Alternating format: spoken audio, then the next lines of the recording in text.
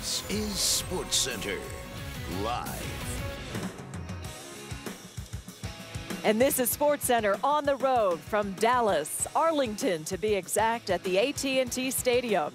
It's Oregon versus Ohio State. The dawn of an exciting new era. A live SportsCenter continues.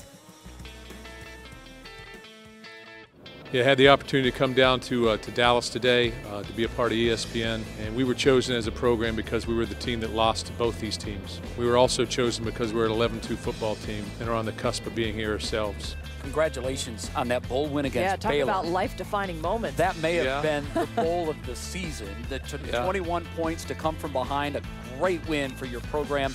I know you're excited about the future with very good reason. No doubt. A phenomenal job Mark Dantonio has done in really elevating that program in the big picture, not just to respect within the Big Ten Conference, but I think nationally as well. And the record speaks for itself. The big game wins speak for itself. I think that win last year in the Rose Bowl against a very good Stanford team that a lot of people thought would win. The way Michigan State won that game with the physicality, which really I think comes down from Mark Dantonio and really from that coaching staff as an identity for a team. And then this season, the success they have running all the way through to a huge Cotton Bowl win against Baylor. No doubt about it, this is a top 10 team looking at next year and a team that everybody has to respect inside and outside the Big Ten Conference. Yeah, it's been very impressive, and it's been great for the Big Ten for what Michigan State has become. They've become one of the best teams in the entire country. Every time you see them play, they go out, they play hard. You know they're going to play hard-nosed defense every single time. And when I sit down and watch film to study teams, just to learn about football, Michigan State's one of the teams that I sit down and watch because of some of the things they've been good at doing.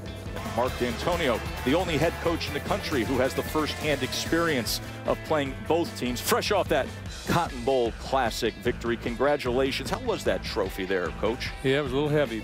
Firmly back in the national spotlight. And I'd probably say he's one of the most underrated coaches in the country. You know, some of these other coaches around there, the name brands, get a lot of the love and attention. But I love how he's embraced that workman's attitude and say, hey, you know, even though we don't have the highest recruits, even though we don't have some of the, you know, accolades the other school does, we come to work. And they proved to be such a tough out. And a lot of that toughness comes right from Coach Dantonio. Bryce Petty at the controls for Baylor. Petty under siege, and he's sacked.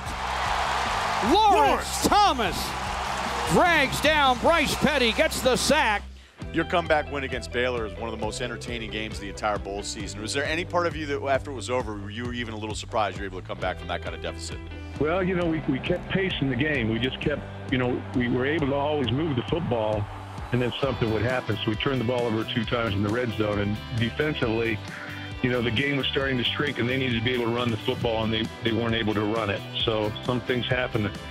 Yeah, it was a little unusual how we won the football game, but you know, we kept pace, we never gave up, and there was good emotion on the sidelines. And I always believe if you can just, you know, stay in the moment and play the next play, I mean, great things are possible. Again, it goes back to the resiliency, and a lot of that stems from the coaching staff. They bring that to the table. This team is mentally tough, and you saw that. And some great leadership on the field. When there's no sense of panic, there's never a sense of, hey, we can't come back in this one. And you knew the physicality would favor Michigan State. It was just a matter of time, and that's what I was really impressed with, the way they were able to stay in that game and in the end come back and win it. The things that I've seen today, things that we've been a part of, gives you the chills a little bit because you know that you're very close to being in a situation like this. For a long time, I feel like that's been the kind of program it's been. You don't see so many 5-star blue chip recruits go in, but a lot of 1st and 2nd round and 3rd round picks come out.